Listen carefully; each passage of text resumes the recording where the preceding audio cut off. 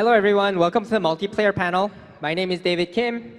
This is Michael Scipione, and this is Aaron Kirkpatrick. We are a few of the members on the StarCraft 2 multiplayer team. So today, we're going to be talking to you guys about the 2016 major balance design patch. And before we get started, I'd like to point out that we have been working together with our community for the past couple years. So for those of you who have been keeping track of our design processes, design philosophies, and the decisions that we made together with you guys, a lot of the information that we're going to be talking about today will hopefully not be a surprise. But we still wanted to get into this panel so that we can talk to you guys about the cool stuff that are coming, especially to the people who haven't been paying attention, so that you can come back to StarCraft 2 and try out these awesome changes. And speaking of which, if you wanted to get involved in working together on StarCraft 2, we actually have the balance testing queue on the live game. So if you go to Battle.net, click on the multiplayer tab and the testing sub-tab, you can actually queue into it, play some games, and then join in on the discussions. And for the discussions, we have the weekly updates that we do on a weekly basis, as you can see on the other side. So you can join in on these discussions, give us your feedback so that we can work together to make sure that StarCraft 2 is the best game that it can be. So let's get started. The main goal, as many of you already probably know, of StarCraft 2 is stability to promote mastery. And what we mean by this is we want to have a situation in StarCraft 2 where the game isn't changing so much so that players can feel like they can feel like just like my number of hours that I put into the game and really like hard work, giving the hard work at practicing the game can't be disrupted by major changes that come to the game so often. So that's why we have this goal, because we believe the core fun of StarCraft 2 is really mastering specific parts of the game, and then feeling that sense of accomplishment that you get from StarCraft 2 is unlike any other game out there, is what we think. So how do we get there? And we had balance patches and expansions so far. So let's talk a little bit about both of these things. For balance patches, our biggest goal is to make the smallest changes possible. And the reason for that, like we said just now, is to respect the players' time and effort that they put into the game. And we didn't want to make big design changes or big balance changes to kind of disrupt that flow. And therefore, the big stuff we left for expansions. So in expansions, this is where we did the big balance changes and the design changes, and we also introduced new units. And the reason for this is because sometimes small changes aren't enough to solve specific issues. So we needed a place where we make these big changes, and we kind of looked at these as a bit of a soft reset. So players can play with these changes during the off-season, and we can finish tuning and polishing the changes after the expansion launches during the off-season. And when the new ladder season begins, all the ladder players can go back to that fully competitive experience that they're used to. So now that we don't have expansions anymore, because StarCraft 2 is a live service game, we asked ourselves, and as we evaluated the game throughout the course of this year, we said, hey, but there are some big issues remaining with the game still. And because we don't have expansions anymore, how can we handle these big changes? Because we're not going to change our philosophies on the more frequent balance changes, balance patches. So we said, what if we were to do a major patch, and we kind of align it as if we were doing another expansion? So we kind of looked at this as a bit of a multiplayer-only expansion type of deal. And that's why there are such big design changes, big balance changes, as well as we did some exploration on potential for new units as well. So these three things will be what we're going to talk about today. So before I hand it off to Michael Scipione to talk about redesign and rebalance, I'd like to just point out that because of the number of changes that we're doing with this major patch is so massive, we can't go into every single change, but we tried our best to make sure that we cover all the big changes. But if you wanted to check out that full list, you can either log on and play online, or you can go to starcraft2.com and check out the blog that's going to come up right after this panel. Hi, everybody. I'm Michael Scipione. I work on the StarCraft II multiplayer team, and I also work on the campaign team. But here, we're going to talk about each of the races and some of the big changes we're doing with them. Up first is Terran. Specifically, we're looking at Terran Mech. Terran Mech serves as a strategic zone control playstyle. This is different than Terran Bio, which is more of a multi-pronged tactical playstyle. So for Terran Mech, we decided to look at what do they have and what preys upon mech. For what they have, we looked at things such as the Cyclone, the Siege Tank, and the Battlecruiser. We also looked at what preys upon mech, especially the relationship between mech and Protoss with the Tempest. So starting things off, we have the Cyclone. On the live version of the game, the Cyclone acts as a sort of assassination tool. You pick your target, you lock on, and it opens fire. And then you need to keep the Cyclone alive by moving around. It is not a frontline fighter, as we see here.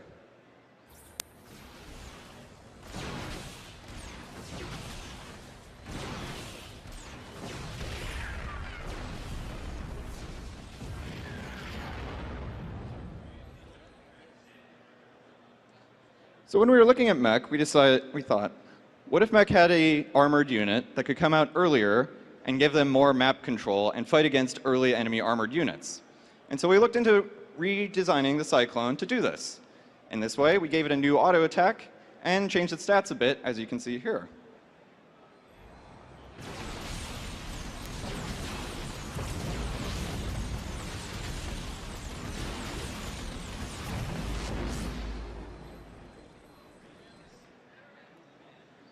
The Cyclone actually maintains its lock-on ability for fighting against air units. With this new ground attack, we're hoping that the Cyclone will be able to get map control, and when defending your main stack of units, it can ward away small groups of enemy armored units that might try to pick off your big guns. And speaking of those big guns, let's go to the Siege Tank. On the live version, the Siege Tank does a good amount of damage, but can be overrun when faced with large amounts of enemies.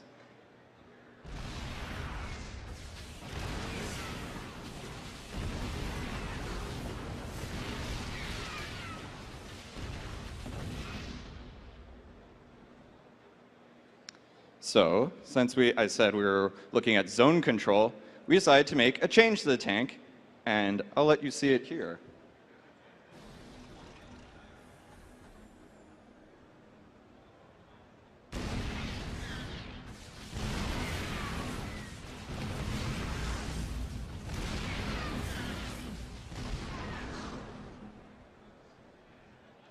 Post-patch, the Siege Tank does a lot more damage. This will make it very dangerous to just walk into an enemy Siege Tank line if you're unprepared. However, Terran commanders, you have to be careful. And greater damage means greater friendly fire, so you have to be careful with your Siege Tank positioning. We also, in order to make it more of a zone control style, we removed the medevac pickup ability from the Siege Tank. So now it's more of a commitment to where you want to siege up and where you want to destroy your enemy. We also looked at the Battlecruiser. And with the Battlecruiser, we looked at its abilities, specifically that right now, Tactical Jump, which allows you to warp anywhere, and Yamato Cannon, which allows you to blast an enemy to pieces, are tied to the same energy. So you have a choice of using one or the other.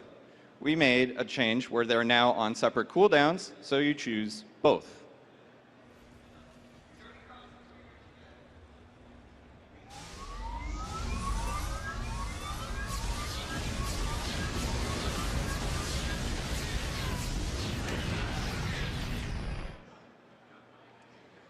So here, instead of saying, which one do I want, you say, when do I want the Battlecruiser to go full power and attack the enemy, or when do I want to use it more defensively with both abilities?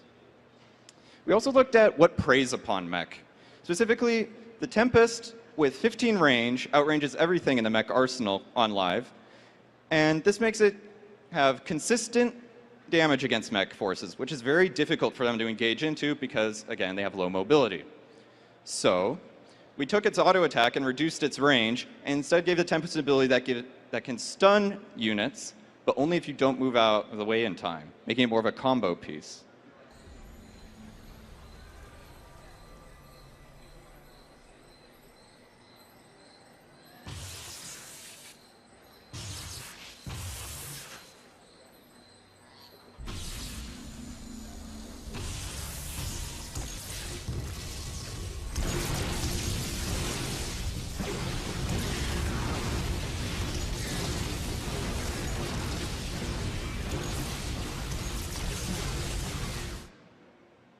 At 8 range, the new Tempest actually has lower ground attack range than the Thor, which should allow for a more interesting back and forth. Also, before I go on, I'd like to point out that all the art and sound effects you see here are still temporary. They'll be different once it goes live. Up next is Protoss itself. With Protoss, we wanted to look at the gateway units and make sure they're all getting the same amount of use. To that extent, we believe Zealots are a little bit weaker, so we've been looking into buffing their speed post-upgrade.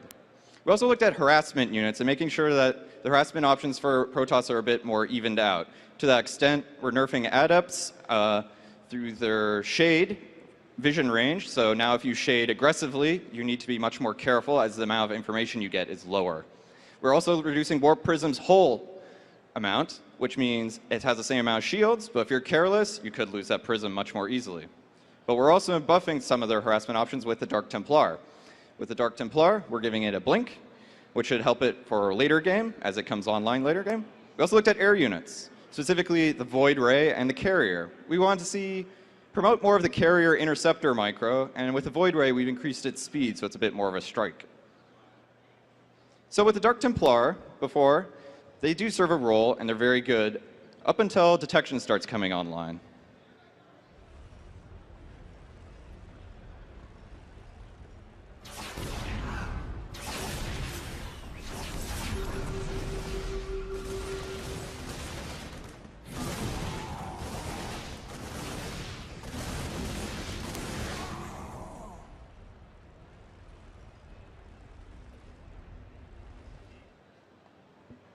So in the patch, we have introduced a late game upgrade off of the Dark Shrine that will give the Dark Templars a blink that is very similar to the Stalker ability, but does give you some vision of which direction it's moving.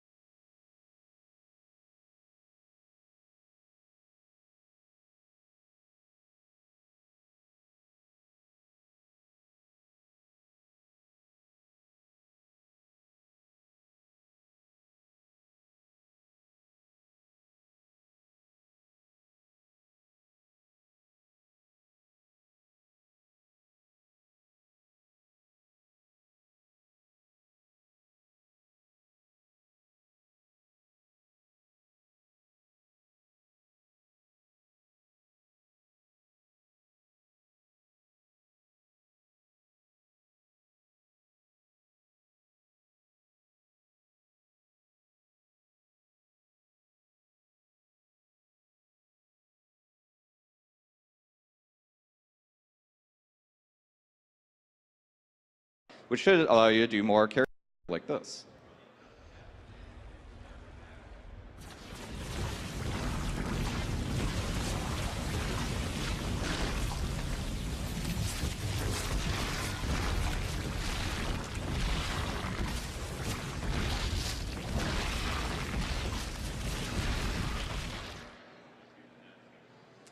Up next is the Zerg. The Zerg have a few interesting changes. The Hydralisk is being seen more as a core unit as opposed to right now where it's more of a pure support unit. To that extent, we've looked into increasing its range, and also post-upgrade, it'll now gain speed both on creep and off creep. Before, it was only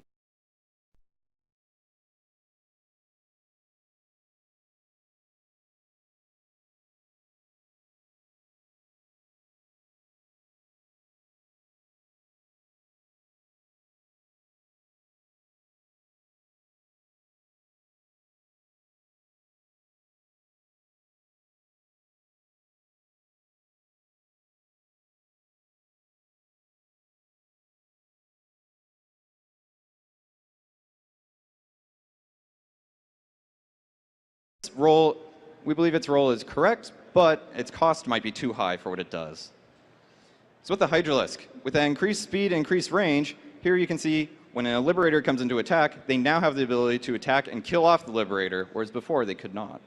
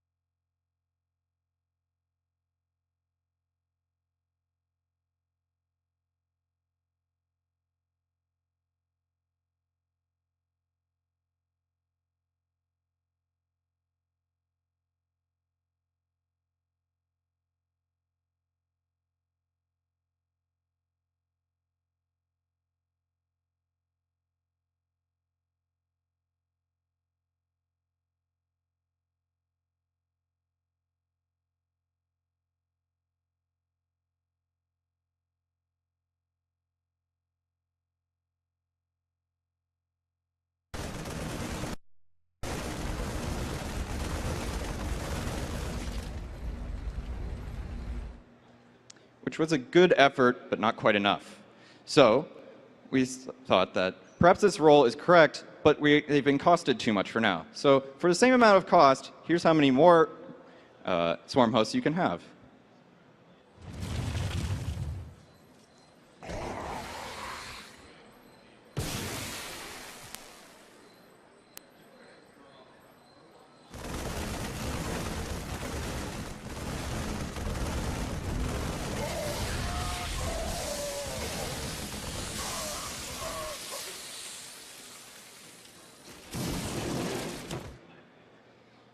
As another little thing that changed with the Swarm hosts, we actually increased the swoop range of those locusts by 1. This means that they'll be less vulnerable to anti-aircraft fire and allow more of them to get in range to actually attack their targets.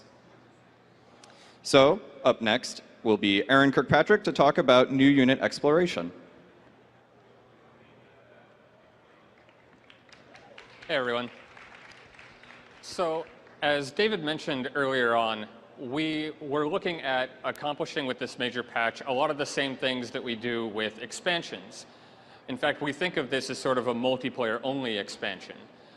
And a key part of any expansion is, well, it has been the addition of new units. They act as a focus point for new strategies. They add a lot of excitement to the game. And so this was something that we knew we definitely wanted to take a look at, but ultimately did not end up working out. And so I wanted to go into a little bit what we explored, what we tried, and sort of give you a behind-the-scenes look on why it didn't end up working out, but what did come out of it. So when we started, we were looking at two specific areas. There was the Terran and the Zerg to start with, and we knew that with Terran mech being such a big focus, the Goliath could actually be a really good unit to add here.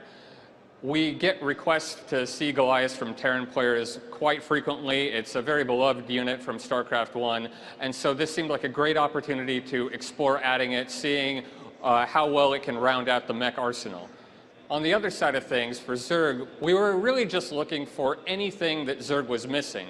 We didn't have anything in particular in mind, but we were thinking that maybe there's some role that isn't being filled or some cool tech option that we haven't thought of. We've often come up with units like that in the past, so we wanted to make sure we were being thorough and really take a look at the Zerg race and all other races as thoroughly as we can. So on the Goliath side, we knew we couldn't just take the unit from StarCraft 1, bring it over into StarCraft 2, and everything would be fine. There's a lot of new threats that Goliaths would have to deal with that weren't there. For example, Void Rays are a very strong anti-armored unit.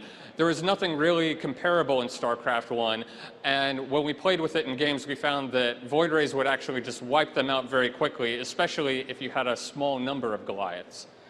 Also, Mutalisks, although used quite heavily in StarCraft 1, couldn't be grouped up in the same numbers as we often see them in SC2.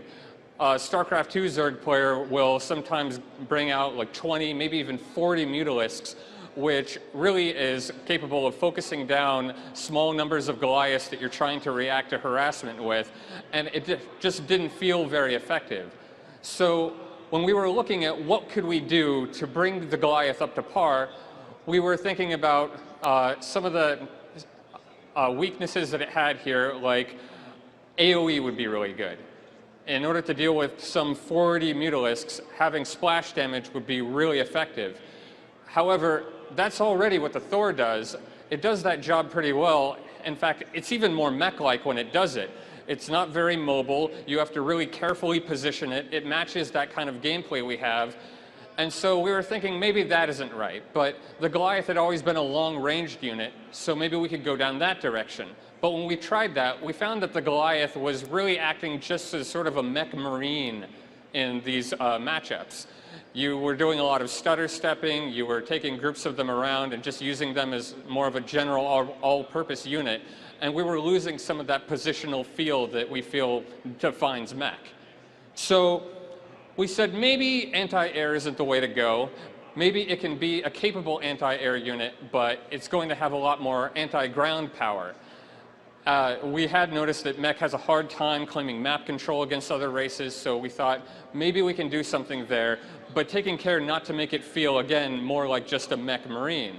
So we were looking at a fast attack speed unit that isn't really used for stutter stepping so much, and was also targeted more on the armored side of things, since the Hellion already deals pretty well at anti-light map control. Now, while we were thinking about that, we also realized, you know, this doesn't really feel like a Goliath at all anymore.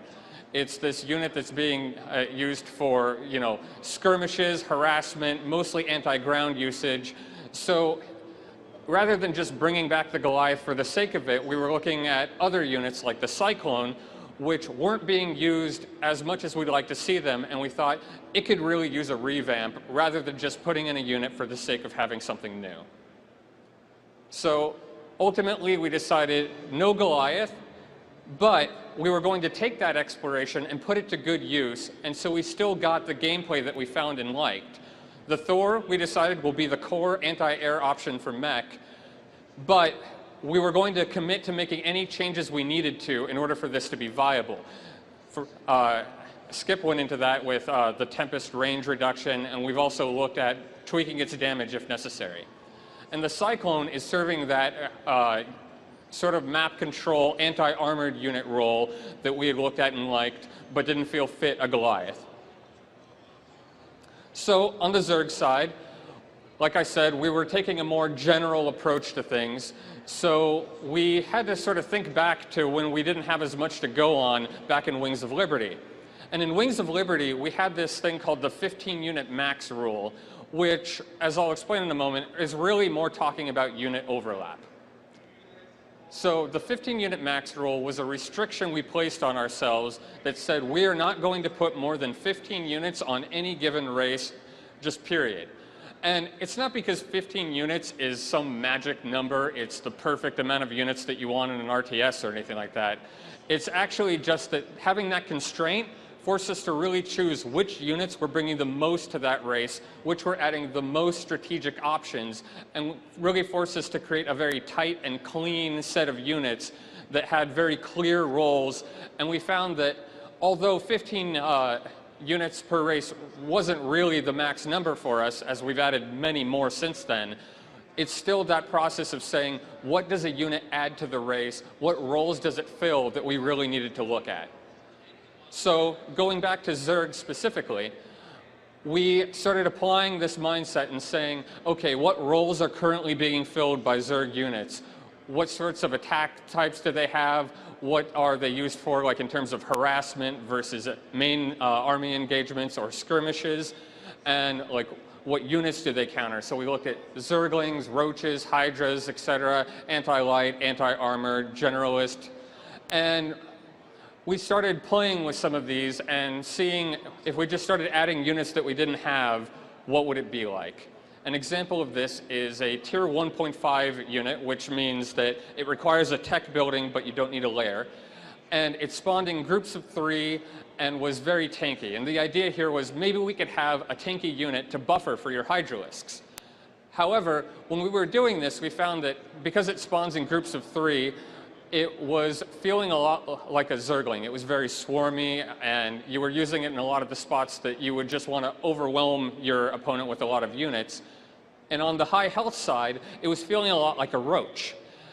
And since we already have these 2 roles in, we were finding that we weren't really clear when we wanted to use a Zergling, when we wanted to use a Roach, or when we wanted to use this new unit.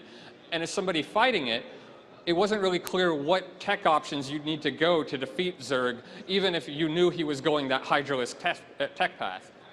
So it was feeling really muddy, we didn't really like it, and so we moved on to the next unit and tried a new role, and we tried another one, and we tried this for all 3 races. We did a lot of exploration on the Terran side and the Protoss side as well, but none of them really worked out. That doesn't mean that we didn't get anything out of this, though. As I said earlier, we were able to take these lessons and really apply them to underused units, focus on strategies that weren't seeing as much use, and we think we were able to increase the diversity of the game, and it feels like there are a bunch of new units because stuff is being done in a way that wasn't before, even though we aren't adding anything new right now. With that said, that doesn't mean that we're never going to add new units to the game. This is just the conclusion that we've come to right now. And depending upon what we hear from all of you, giving us feedback from how this is playing, or any ideas that people bring up, because we've had a lot of really cool stuff added lately that came from the community, that's when we'll be making the decision as far as new units being added to the game in the future. And now, to talk about what specifically we're going to be looking at up in the future is David Kim.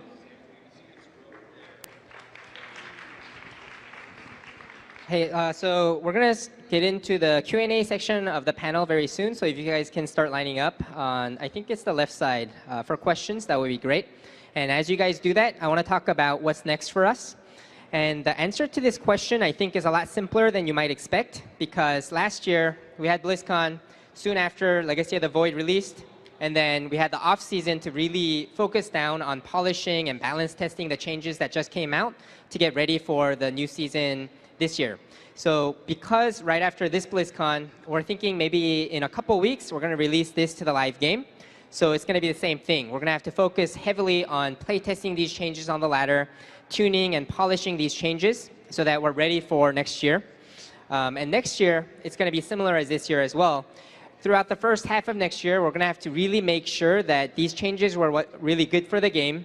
Are there any more big changes that are needed to the game, or is it just more focusing down on small changes? These are the questions that we're going to have to answer. And depending on the answer to these questions, the second half of next year will go potentially go quite similarly, or it'll go differently. But we won't know until we get to that point. So that's what's next for us. So let's continue working together so that we can make StarCraft 2 really awesome next year as well.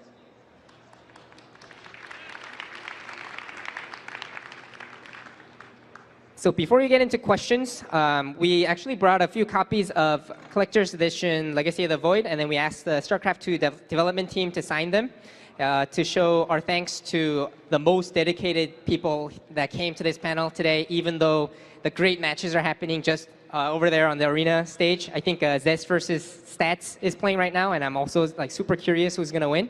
But that's what we did. So how we're going to do this is, before you ask your question, if you can pick one of 3 StarCraft races that is your favorite, and we'll roll a dice using Aaron's great technology phone that he has. And if we'll go by the expansion level. So if you roll 1 or 2 and you've picked Terran, then you'll win a copy. If you roll 3 or 4 and you've picked Zerg, then you'll win a copy that way. And 5 and 6 for Protoss. Thanks.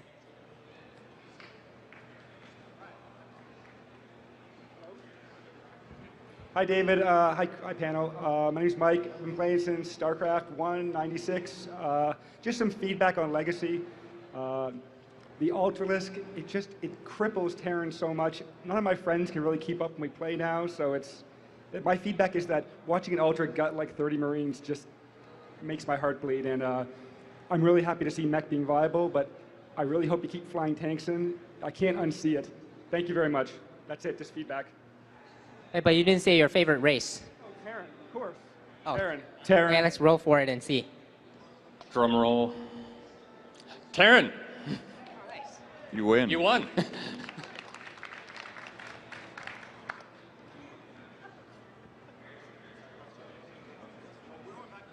And speaking of winning as Terran, I would also mention that we have already talked about, and in fact, we're going to roll out changes to the Ultralisk coming up with the new changes soon, where the Ultralisk will have one less armor point after the upgrade, which, although it sounds kind of minor, is actually a pretty huge deal when dealing with Marines.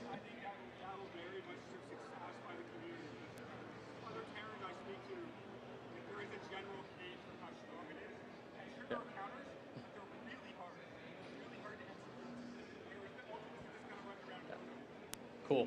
Enjoy the signed copy. Cool.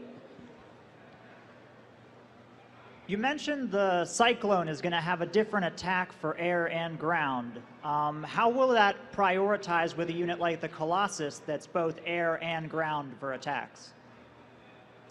Well, right now, the way the Cyclone works is that the air and ground attack are not both its auto attack. The anti-air weapon is its lock-on, which is actually an ability that you manually activate, whereas its ground attack is its normal attack. So against a Colossus, it would depend on if you have the anti-air attack and you click on the Colossus, it'll lock on and start using that against it.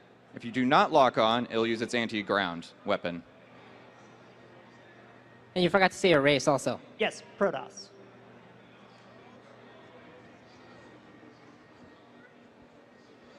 Terran. My phone is biased. It was made by Terrans.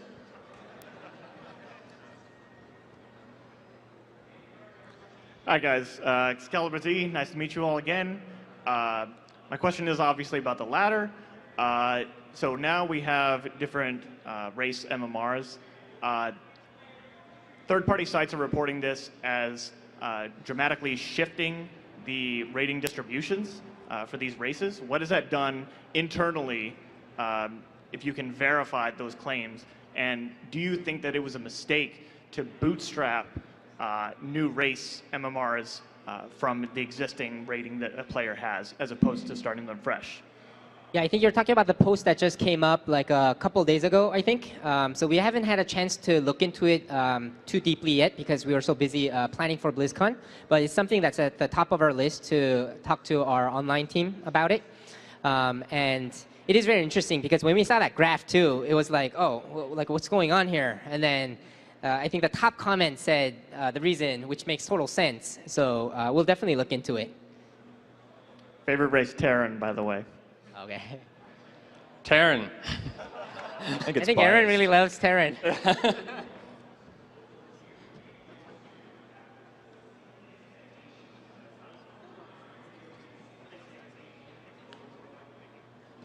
Hi, I have a question. Are we going to have some more dynamic multiplayer maps, like with the lava, so we have to more adapt to how the map changes? Oh, so you're saying you want to see that on the ladder? I would like to see on the ladder, because StarCraft has already about adapting to the situation. So if we had like the map itself changed. Yeah, so we actually tested something like that exact map, and what we found was it was a little bit more restricting for strategies than not. And the reason why we found that, I think, is because right now, like say I want to go for an attack, I can go for that attack anytime I want, right? So the opponent has to prepare the whole game, whereas if with that kind of mechanic, it says, okay, for X minutes, the lava's up, so you can't attack unless you have air units. So it kind of restricts the options. So we felt like the added complexity plus the restricting some strategies and timing attacks that players can do, we thought was not that great for the game. But next year, one of our main goals for maps is to kind of open up the rule set a little bit. So for example, a lot of people in the community have been asking for maybe different types of different numbers of mineral patches or gas patches per expansion, things like that. And we've been resistant because the game has been quite new up until this point. So we didn't want newer players coming into the game to be confused. But I think at this point of the game, there's a lot of experienced players. There's a lot of people helping out new players and so on. So we want to bend those rules a little bit. So that's something that we can definitely discuss next year as well. Also, race is Terran. Zerg.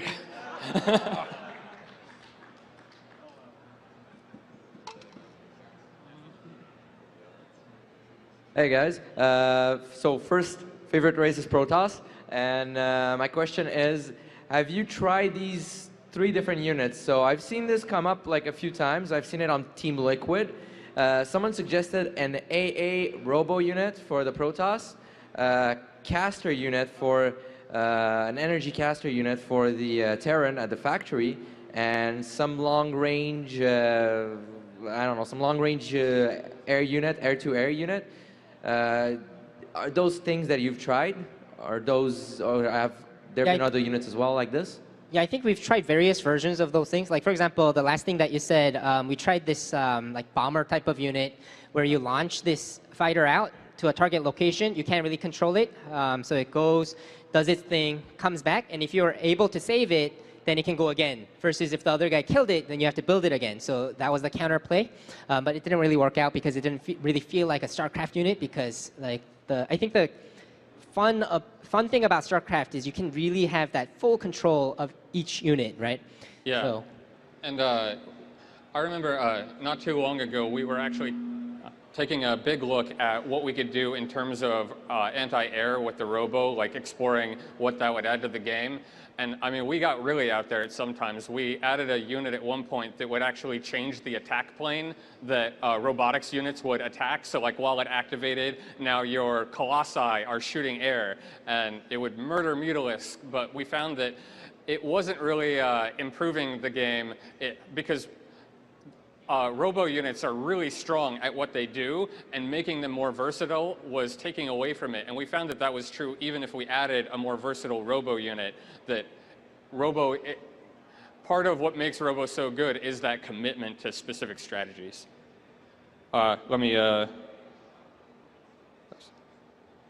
Thanks. You said Protoss? Yeah. Protoss. Yes. So I guess that's it. That was the last copy.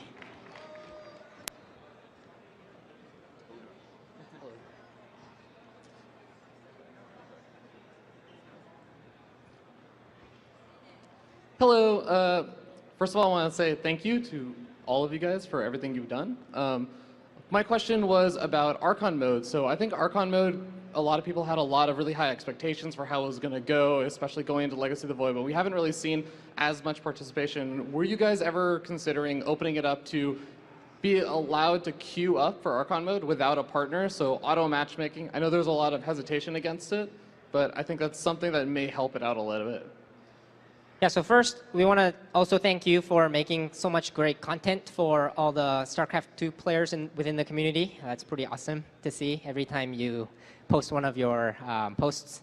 And for Archon mode, the reason why we included Archon mode and co-op missions, there was actually a couple reasons. One was we wanted to lower the barrier to entry because StarCraft 2 is the most competitive game in the world, and we want to keep it that way because we kind of want to have this game where if you think you're a good gamer, then you should play StarCraft 2 because that's where you can show off your skills the most, right? But at the same time, we still wanted new players coming in. That's why we included these two modes. And the secondary reason for Archon mode was, say I have a friend and he's kind of intimidated by StarCraft 2. I can bring him in Archon mode and show him exactly how to play. And in terms of how it turned out just as well as the bigger team play modes, but it didn't replace 1v1 or anything like that. But I think that's still a great place because it is a good entry point. It is still a good coaching tool and so on. And 1v1, we believe, is the core game for the PvP mode of StarCraft 2. Thank you.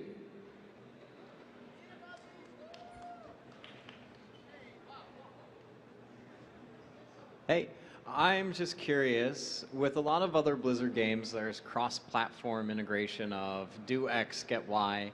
Why haven't we seen that a lot with StarCraft 2, particularly multiplayer, other than portraits? So do you ever plan on doing like extra unit skins or maybe a new menu map animation to kind of integrate and draw people from more games into StarCraft 2?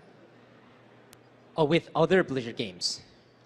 I think we do like whenever, do we? Yeah, that's a great point, I guess. Yeah, we'll definitely look into it.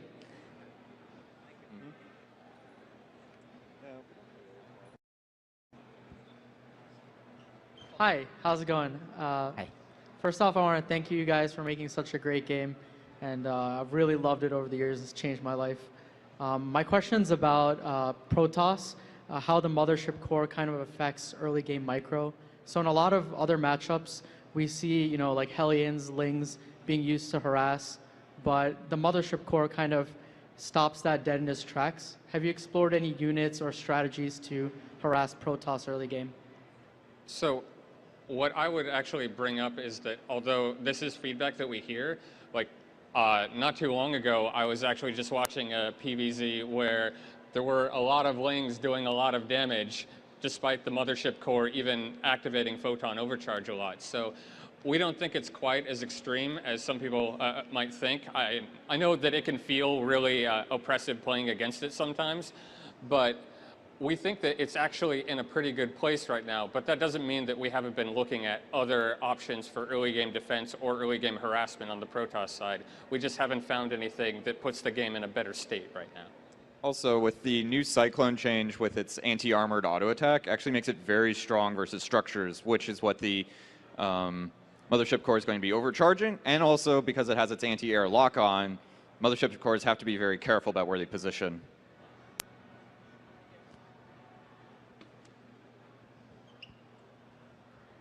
Hi, David. This question is for you. I mean, we've always known Protoss to be this race of making a big death ball and scary. Now it feels like the other races have more options. Like we've seen Protoss are now like against Zerg doing adepts, and it's like very simple, and then it's fragile at the same time. Now with all these changes, I mean, Terran's going to get a siege tank, so it's going to be zone controlled, and other races are getting many changes, but Protoss, it feels like it's going to be limited. I mean, you have the DTs with Blink, but that's going to be a high investment, and after that, it's like, what do you have left? So what's the future of Protoss is going to be after all these changes? So for Protoss, we want each of the tech options as well as the harassment options to be a little bit more of a choice, because right now, as you said, adepts are very powerful. War Prisms, I think, is another thing where Protoss players tend to lean towards in most games. So by doing very slight nerfs to both of those things, buffing the Void Ray, like Air Protoss would be more viable now. And as you mentioned, the Dark Templar side is stronger. And we also wanted to explore High Templar route a little bit more, and we ended up not doing so because there was a lot of disagreement within the community, and community members brought up good points towards it, but that's always open as well. But ultimately, we want Gateway, Robotics, Stargate, and the Twilight Tech all to be kind of viable in different situations. Thank you.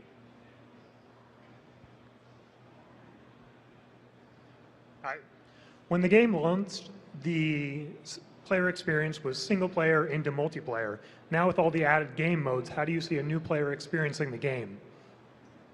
I think I mean, there's multiple ways, and I wouldn't call any of them wrong. Like, if people want to jump straight into multiplayer, that's great. But with the addition of co-op, I think the most natural transition is to go from campaign into co-op, play with some friends, get used to playing online with other people, and then maybe transition into practicing against the AI a little bit, and then diving into the ladder.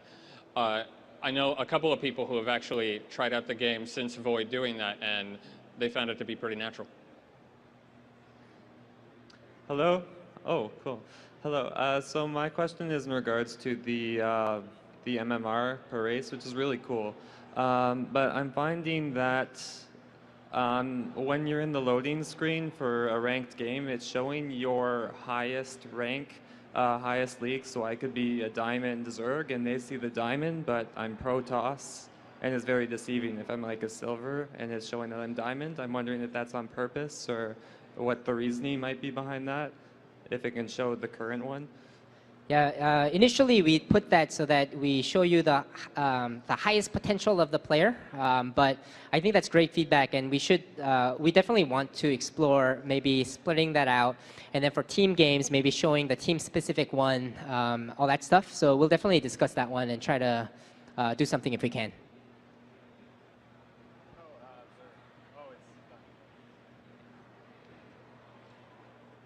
Hi guys, I'm just curious if you've messed with the mobility of the Swarm host at all. I like the ideas of what you're doing with it now, but I do feel like it doesn't feel like a traditional Zerg unit, which is high mobility, high rate of speed. Especially when I'm playing with it, and usually why I don't use it is I feel like it gets lost outside of my army, and it's easy to get caught out of place when you are using it as a harasser. Yeah, so we tried a couple of different things, like we tried adding Deep Tunnel to the unit so you can get away easily, or Burrow Move to the unit also so that you can remain cloaked as you run away. But we realized the threshold between, like if it's a little too difficult to kill the Swarm host, then it feels, on the opposite side, it feels like, man, I can never kill the Swarm host. And as you probably know, if you have like 6 or 7 Swarm hosts, you can even take out like a Nexus, right? So when we were testing it, it kind of felt like, man, now it feels like there's like nothing I can do, because like I can never take my 4th base or my 5th base because he has 6 Swarm hosts, and it's so difficult to catch them, right? So I think finding that good balance where you can sometimes, especially if you went if you went like Phoenix, you should be able to counter the swarm host, right? But I think we have to be careful that we don't cross that line where it feels like it's getting away too easily, so it's just doing way too much, right? But if the changes currently aren't enough, we can explore more. But I think with the mobility, we have to be very careful.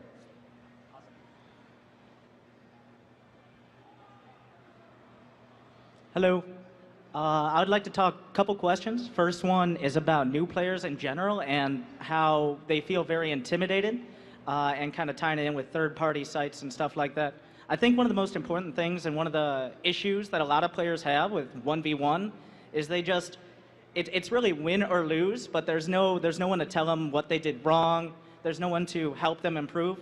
There are sites like SC2 Replay Stats as a replay aggregator, stuff like that. Is there any plan to improve maybe the score screen or give options for a player to go more in depth into like, well, I could get supply blocked a little bit less next game and then maybe get some sort of achievement for achieving a certain level of that, as opposed to just, I lost 4 times in a row, even though I got supply blocked 30% less, it feels like I'm just losing every game and I don't want to play anymore. Do you have any plans for advancing in that or better training or improvement options in general? Community collaboration is something we've had a big focus on lately, and in fact, we've been talking about improving community tools inside of the game a lot recently, but that actually isn't one that's come up, and I think that's a great suggestion, so thanks. And popular streamers like yourself can also help out new players, right? I try, but that's something I get a lot is, how do I improve? It's like, well, spend your money. What does that mean? Yeah, sure. A lot of players have that, but the second one is, I know you've gone a little bit into detail about it, and with the new map pool for the balance test, you're going with a set of older maps. Do you have any sort of guidelines or testing for map makers or custom maps coming up in 2017? Historically, we have had some guidelines and such. We did a blog post about it before the last big map contest we did about like, here's some kind of doodads, don't put a whole bunch of them, don't do a ton of water effects, because we all have to make sure the game runs on lots of platforms, including very old ones. I suppose we can look into it again when it's coming up for when we're looking to do more community maps once again, as sort of like a refresher of like, here's some base rules, here's some kind of like things we're looking for. Here's some optimization tricks you can do. I think the biggest one that the artist would say, I think, is it's easy to get caught up on trying to make your map look pretty. So you use way too many doodads. So not all the machines can run these maps in a reasonable way. So I think that's a good one to look for. And like I said before, I think the other thing is we want to try maybe stretching out our rule set a little bit on the design side. So if you had cool ideas that you always wanted to try, maybe in the next map contest, we can try out those maps as well. So maybe having a larger, have you ever considered having a larger map pool with more vetoes to maybe have a little bit more variety? That one's difficult, especially because we try to tie the tournament maps with the ladder maps as well, and we don't want to create such a more difficult situation for players trying to play in tournaments and prepare for tournaments and so on. So we think right now the 7 maps with 3 vetoes is the right number, but it is open for discussion as well.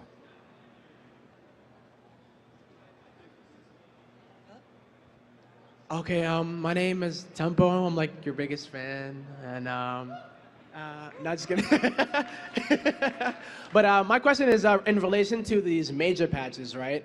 I was wondering if your purpose is to kind of shake things up at the end of or every season, or like WCS season, like after BlizzCon, whether the goal is to actually shake things up, or are you trying to maybe do them every once in a while, not necessarily only after the season? Yeah, so our ultimate goal for StarCraft 2 is to be in a place where the game isn't changing so drastically, so players can really focus down on every single aspect of StarCraft 2. That's our ultimate goal. But right now, we felt like we're not quite there yet. That's why we did this major patch. So year to year, we're going to have to see, engage, and check if we are there yet. So next year, if we're not there, then maybe there's another major patch. But if we are, then that's great. And maybe we switch our focus to doing smaller changes and maybe focus on other parts of StarCraft 2 instead of changing the game design in a major way. A follow-up for that. After this one does go through, Are you gonna like work to perfect that one, or is there ever gonna be a thing where you're like, this might not really be working as you start to see it in tournaments, and there would be some kind of revert or anything like that, or is it maybe just like we just gotta go and just try our best to make it the best it can be until the next year? We're going to be watching the patch very closely once it goes live, especially since there's a lot of big changes, a lot of potentially very drastic ones that are going to affect the gameplay, like how you fight against Terran can be very different now that you have to look for different signals and different build orders. So we're definitely going to be very careful about what are players doing, and we're going to make changes as needed and be watching very closely when this patch goes live. And like Turtle Biscuit's doing the show matches on the test map very soon, I think, maybe 6 o'clock today. So like when we were talking to him about it this morning, I was kind of saying, I kind of wish there are some broken things that get found so that we can fix those things, whether it's a full revert or a balance change or a design change, because it'd be great to find these problems right now and then fix them before they go live, right? All right, thanks. Cool. Thanks, guys. Thanks. Thank you for attending the StarCraft II multiplayer.